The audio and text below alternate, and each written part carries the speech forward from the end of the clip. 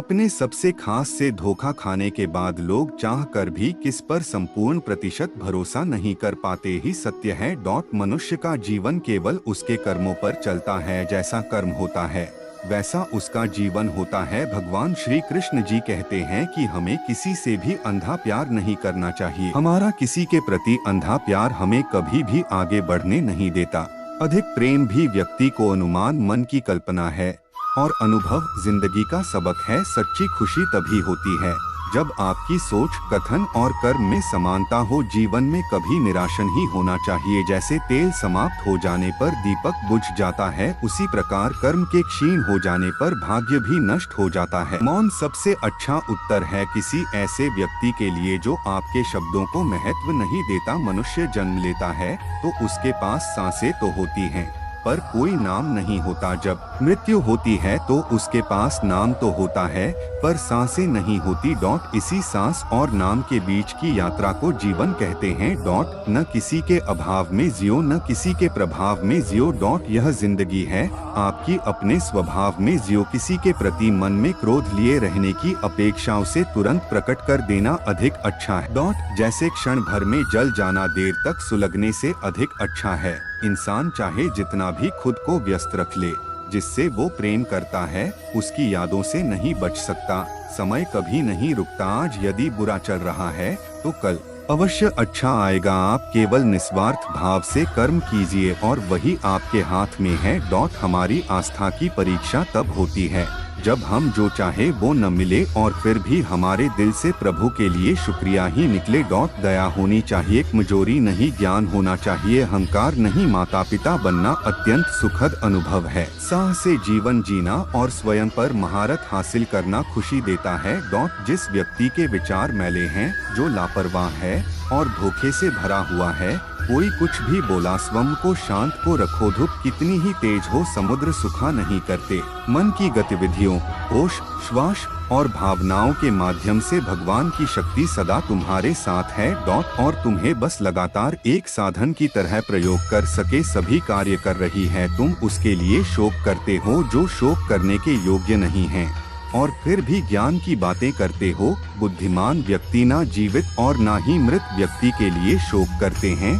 तुम अपनी पीड़ा के लिए संसार को दोष मत दो, अपने मन को समझाओ। तुम्हारे मन का परिवर्तन ही तुम्हारे दुखों का अंत है। अगर तुम अपना कल्याण करना चाहते हो तो सभी तरह के उपदेशों, सभी धर्मों को छोड़कर मेरी शरण में आ जाओ। मैं तुम्हें मुक्ति प्रदान करूंगा। सुख दुख का आना जाना सर्दी गर्मी के आने जाने के जैसा ही है, इसलिए इन्हें सहन करना सीखना ही उचित है।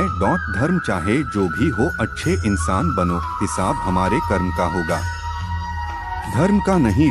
तुम्हारा मोहग्रस्त होकर अपने कर्तव्य पथ से हट जाना मूर्खता है, क्योंकि इससे ना तो तुम्हें स्वर्ग की प्राप्ति होगी और ना ही तुम्हारी कीर्ति बढ़ेगी। बुरा वक्त आपको जिंदगी के उन सच से सामना करवाता है जिनका आपने कभी ख्याल भी नहीं किया होता है।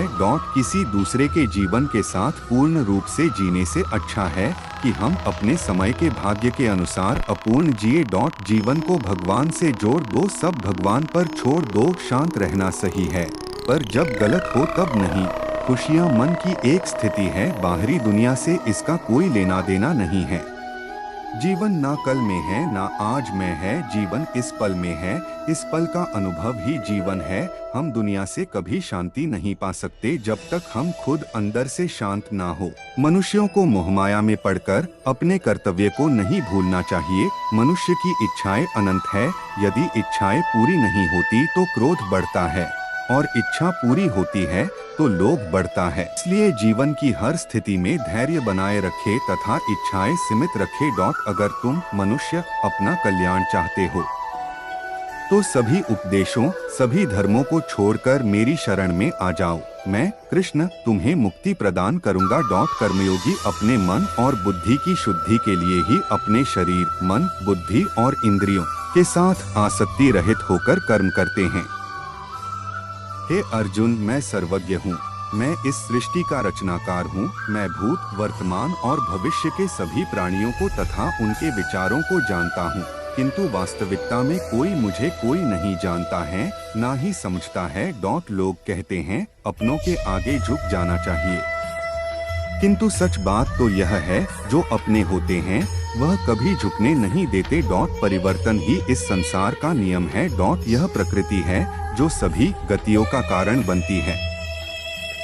अहंकार से मोहित मूर्ख उस धारणा को धारण करता है जो कहती है मैंने किया। गर्मी और ठंड, सुख और दर्द की भावना इंद्रियों के अपनी वस्तुओं के संपर्क के कारण होती है।